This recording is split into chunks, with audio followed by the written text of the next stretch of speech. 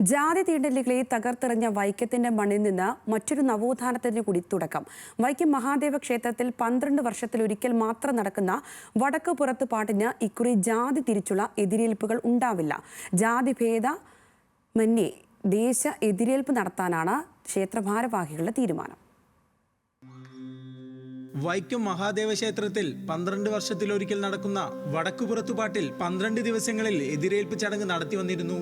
6 ദിവസം NSS കരയോഗങ്ങൾക്കും 2 ദിവസം ധീവരസഭയ്ക്കും 1 ദിവസം SNDP യോഗത്തിനും ബാക്കിയുള്ള ദിവസങ്ങളിൽ മറ്റു ചില സാമുദായ സംഘടനകൾക്കുമായിരുന്നു എതിരേൽപ്പ് നടത്താൻ അവകാശമുണ്ടായിരുന്നത്. എന്നാൽ ഇക്കുറി ജാതി തിരിച്ചുള്ള എതിരേൽപ്പ് വേണ്ടെന്ന് തീരുമാനിച്ചിരിക്കുകയാണ് ക്ഷേത്ര അധികൃതർ. ഈ വർഷം മുതൽ ജാതിഭേദമന്യേ ദേശ എതിരേൽപ്പായി ചടങ്ങ് നടത്തും. എതിരേൽപ്പിന് അപേക്ഷ നൽകിയ സംഘടനകളിൽ നിന്നുള്ള 8 പേരെ വീതം ഉൾപ്പെടുത്തി എല്ലാ ദിവസവും 64 പേർ വിളക്കെടുക്കും.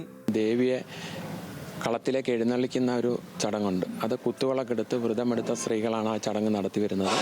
ആ ചടങ്ങുകൾക്കാണ് ദേശ എതിരേൽപ്പ് എന്നുള്ള പേരിൽ കമ്മിറ്റിയുടെ പേര് നടത്താൻ തീരുമാനിച്ചത്. മുൻ വർഷങ്ങളിൽ അത് വിവിധ ജാതി സംഘടനകളിലെ ആൾക്കാർ കൂടി എടുത്തുകൊണ്ടിരുന്നത്. ഈ വർഷം ദേശ എതിരേൽപ്പ് എന്നുള്ള പേരിൽ വിവിധ സമുദായത്തിലുള്ളവരെ എല്ലാവരും ഉൾപ്പെടുത്തിക്കൊണ്ട് അതിനകത്ത് യാതൊരു വിവേചനം ആർക്കും ഇല്ലാതെ എല്ലാവർക്കും പരിഗണന കൊടുത്തുകൊണ്ട് നടത്താനാണ് ഈ വർഷം കമ്മിറ്റി തീരുമാനിച്ചിരിക്കുന്നത്.